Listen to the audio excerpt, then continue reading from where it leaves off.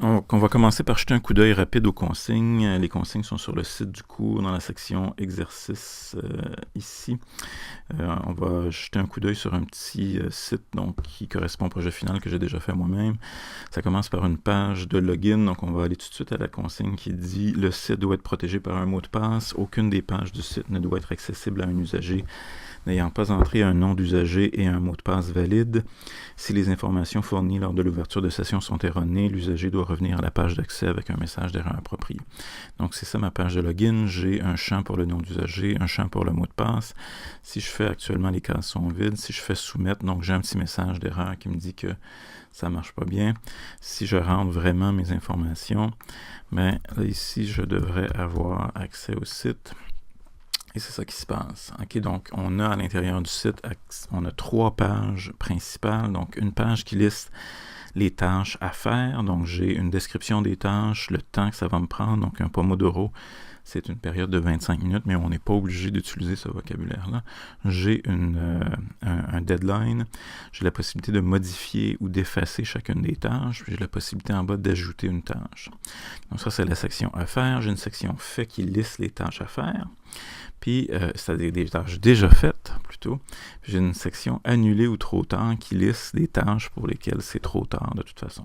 J'ai aussi un bouton qui me permet de fermer la session. Donc, si je ferme la session, j'ai un petit message qui me dit que la fermeture de session a été effectuée avec succès. Puis, j'ai un lien pour revenir vers la page de login. Donc, je vais ressaisir ici mes informations pour revenir ici à l'intérieur de mon site. Donc, ça ici, en gros, ça dit qu'on a 3 pages principales. Ensuite, l'usager doit être en mesure d'ajouter ou d'effacer un item dans la liste des choses à faire. Donc, c'est ma liste des choses à faire ici. J'ai la possibilité d'effacer un élément. Mettons que je veux plus besoin finalement d'arroser les plantes. Je veux effacer ça. Donc, j'appuie sur le bouton effacer. J'ai un petit message d'avertissement qui apparaît. Puis ensuite, si je fais OK, l'élément a disparu ici complètement.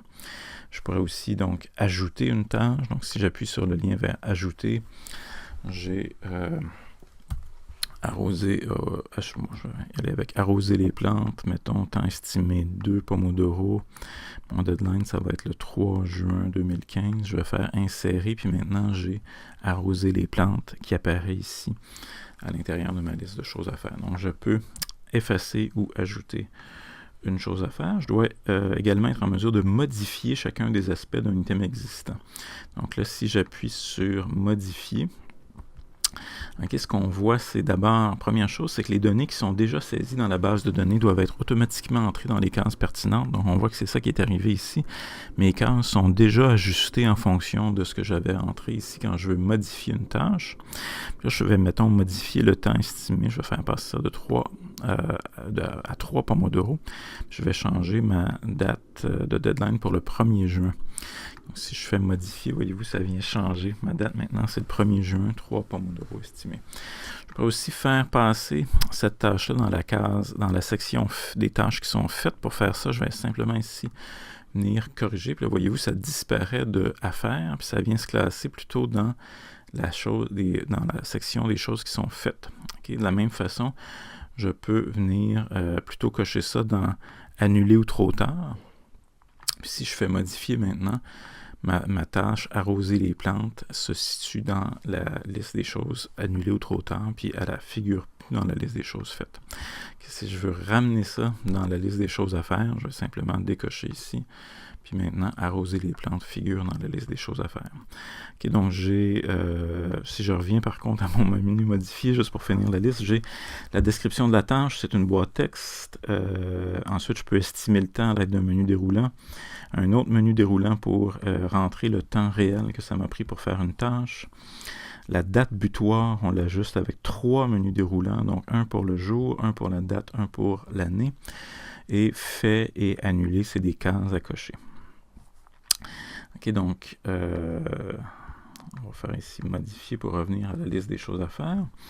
Ensuite, protection par un mot de passe, on a déjà vu ça. Le site doit être visuellement agréable, donc ça veut dire que ce soit pas besoin d'être un super extraordinaire site, mais il faut s'arranger donc pour respecter en fait la prochaine consigne. C'est en gros ce qu'il faut faire.